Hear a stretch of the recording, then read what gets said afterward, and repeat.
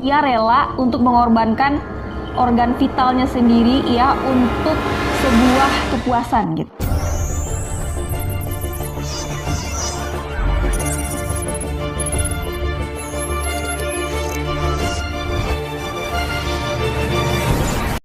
What's up geng, assalamualaikum warahmatullahi wabarakatuh. Balik lagi bersama aku Riana yang akan mengisi ruang dengar kalian setiap hari Selasa dan hari Sabtu. Kebetulan dari Selasa ini aku akan bercerita tentang criminal case lagi yang datang dari Amerika Serikat. Kasus ini sungguh sangat-sangat gila dan bahkan nggak masuk nalar sama sekali, tapi aku akan ceritakan ke kalian seberapa gila orang ini dan seberapa sadisnya orang ini, bahkan ke dirinya sendiri itu dia rela untuk mengorbankan organ vitalnya sendiri ya untuk sebuah kepuasan gitu. Ini bukan masalah tentang kepuasan seksual atau bukan, ini adalah sebuah panggilan naluriah saja. Nah, bagaimana ceritanya? Check it out. Tapi sebelum kita masuk kepada ceritanya, alangkah baiknya terlebih dahulu buat kalian yang belum subscribe, silakan subscribe terlebih dahulu, tekan tombol subscribe di bawah dan jangan lupa juga bunyikan notifikasinya agar kalian merupakan orang pertama yang mengetahui video aku. Dan langsung aja kita kepada videonya. Check it out. Sebelumnya kalian pernah gak sih dengar cerita ataupun lihat video di TikTok kalau kita ngeliat mata orang itu dia bertato terus om-om botak gitu, maka kita akan dibunuh? Pernah gak dengar nggak? Ini sempat viral guys. Nah, kalau kalian tahu ini siapa, ini merupakan pembunuh tersadis yang pernah aku ceritakan ke kalian, dan bahkan untuk dirinya sendiri itu dia udah nggak tahu lagi gitu, udah nggak whatever lah gitu ya.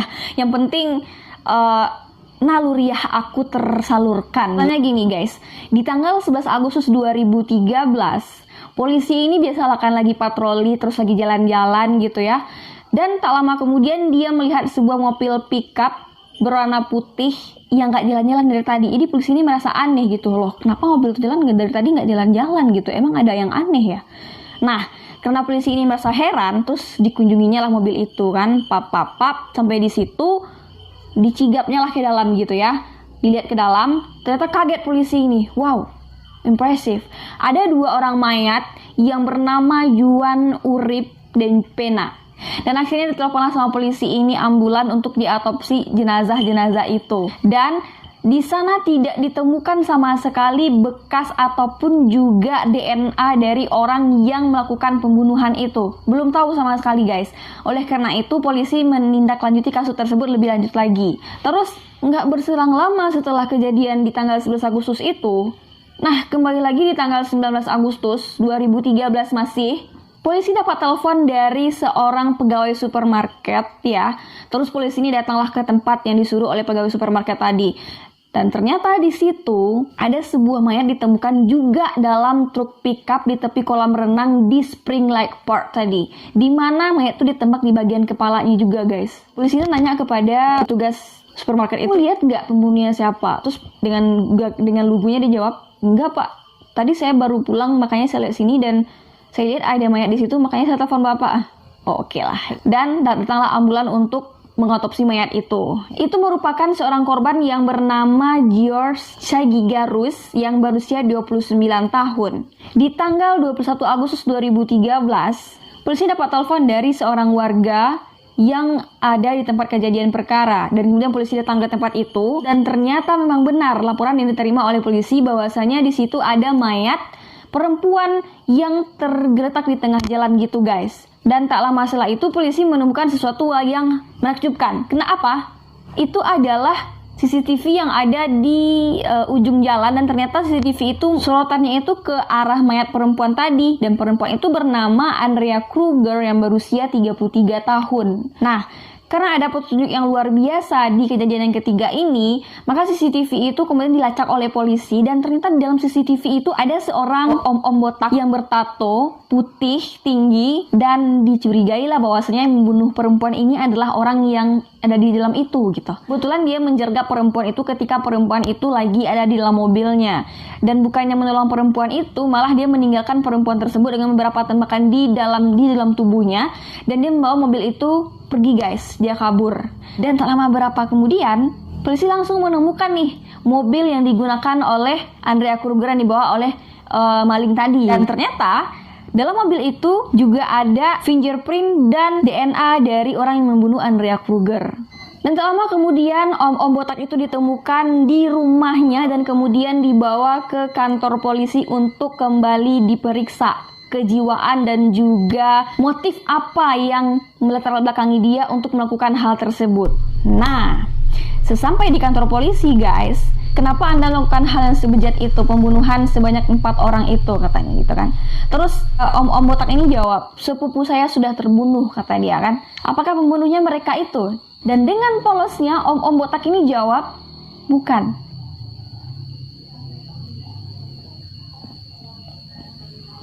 Bingung kan? Sama, aku juga bingung. Terus apa motif Anda untuk melakukan hal ini, kata polisi. Ada sesuatu yang membisikkan kepada saya untuk membunuh orang-orang yang sudah Anda temukan itu, gitu. Siapa yang membisikkan? Dewa ular, katanya. Dewa ular datang dari Mesir kuno kalau nggak salah. Mungkin pada abad zaman Fir'aun kali ya. Di dewa ularnya bukan main-main gitu. Dari situ polisi memutuskan bahwasanya si Jenkin ini sebenarnya gila guys, atau kena pobilar ataupun juga skizofrenia. Pasti ada terbelakang yang mengharuskannya untuk melakukan hal-hal itu ya. Nanti akan aku ceritakan di belakang kenapa dia melakukan hal-hal sebejat itu gitu ya. Dan kalian tahu pasti orang ini siapa? Ya benar, Nico Allen Jenkins. Nah, di tanggal 3 September 2013, Jenkins akhirnya mengakui keempat pembunuhan tersebut selama wawancara 8 jam dengan polisi gitu. Jadi selama 8 jam itu mereka tidak bertele-tele. Jadi Jenkins ini menjawab semua pertanyaan yang diberikan oleh polisi dengan santai aja. Emang gue yang ngelakuin, terus kenapa gitu. Dan dia menjawab dengan lugu sekali bahwasanya dia disuruh oleh seorang dewa dari kerajaan Mesir kuno guys gitu ya.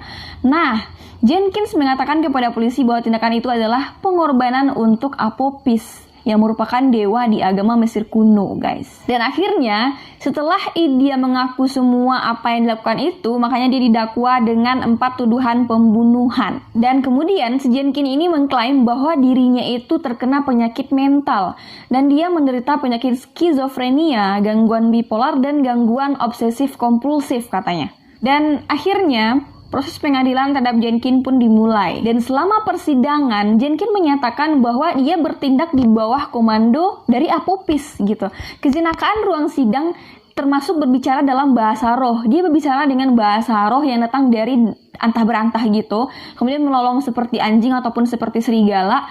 Dan tertawa saat jaksa menceritakan detail kematian korbannya. Sebenarnya nih guys, Jenkins awalnya dijadwalkan akan dijatuhi hukuman pada tanggal 11 Agustus 2014 dan tanggal itu ditunda tanpa batas waktu setelah sidang diadakan untuk menentukan apakah dia mampu memahami proses hukuman terhadapnya gitu ya. Dan di tanggal 29 Juli, Hakim Batalion memerintahkan Jenkins untuk ditempatkan di Rumah Sakit Jiwa Lincoln Regional Center sampai dokter menyatakan bahwasanya dia benar-benar pulih dari kondisinya gitu ya. Nah, di sini terjadilah hal-hal yang mungkin menurut kita di luar nalar, karena di sini Jenkins mendapat bisikan dari rohnya itu atau dari komandannya itu ya, bahwasanya komandannya itu menyuruh untuk memotong organ vitalnya. Nah, emang dipotong guys, ya, emang dipotong dan dia ingin bertingkah seperti ular. Dan tahu kalian lagi apa yang dia potong?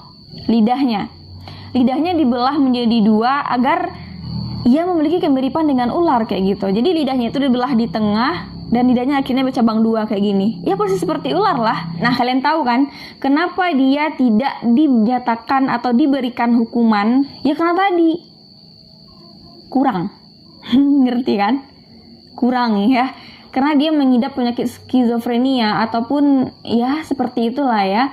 Dan ternyata kalau di Amerika itu tidak sembarangan menerapkan hukuman mati kepada seseorang gitu. Jadi harus sehat dulu barulah dia diterapkan hukuman mati. Tapi karena si Jenkins ini tidak ada tanda-tanda untuk sehat gitu ya, maka tidak dijadikan hukuman mati. Dan sampai sekarang kondisinya juga belum membaik dan dia juga masih berhalusinasi tentang dewa ular yang dikatakannya pada persidangan pertama itu. Sedikit kita akan bercerita tentang bagaimana latar belakang dari Jenkins ini sampai dia bertindak seperti itu ya. Jenkins ini lahir di Colorado dari orang tuanya yang bernama David E. Magee dan ibunya bernama Lori Jenkins. Keluarganya dikenal sebagai penjahat kejam yang terkenal sejak beberapa generasi sebelumnya. Dan masa kecil dia dan saudara-saudaranya dipenuhi dengan kekerasan, baik itu pelecehan seksual, pelecehan fisik, dan aktivitas kriminal oleh orang tua mereka. Sebenarnya orang tuanya sudah sejak dulu melakukan hal-hal yang aneh kepada si Jenkins, makanya sampai dewasa watak kriminal itu dan juga otak kriminalnya itu nggak berkurang gitu, malah bertambah. Nggak ada berkurang sama sekali. Dan tindakan kriminal pertama yang diketahui adalah ketika dia membawa pistol ke sekolah pada usia 7 tahun. Kayak dia todong-todongkan gitu ke seluruh siswa gitu ya, apa lo gitu ya. Ternyata ada orang yang mengetahui hal itu dan tidak menyebabkan kecelakaan ataupun tidak ada yang terluka dalam kejadian itu gitu ya. Dia juga membuat catatan kriminal pada usia 15 tahun ketika dia didakwa dengan pembajakan dan penyerangan. Pas itu maling mobil. Ya. Oke guys, itu criminal case kita pada kesempatan kali ini ya. Nico Allen Jenkins. Sebenarnya aku udah lama sih pengen bahas ini, cuman karena nggak lengkap aja materinya, makanya aku baru bahas sekarang. Dan kalau misalnya kalian pengen request tema-tema criminal case apa yang aku bahas untuk selanjutnya, kalian bisa DM aku langsung. Dan jangan lupa buat yang belum subscribe, tolong subscribe video aku. Buat yang suka video aku, jangan lupa juga like dan tinggalkan komen kalian di bawah. Dan bunyikan juga notifikasinya sebagai bentuk dukungan kalian kepada channel aku. Dan kalian jadi orang pertama untuk melihat video aku dan bermanfaat lainnya. Ya, oke, aku Riana, bye!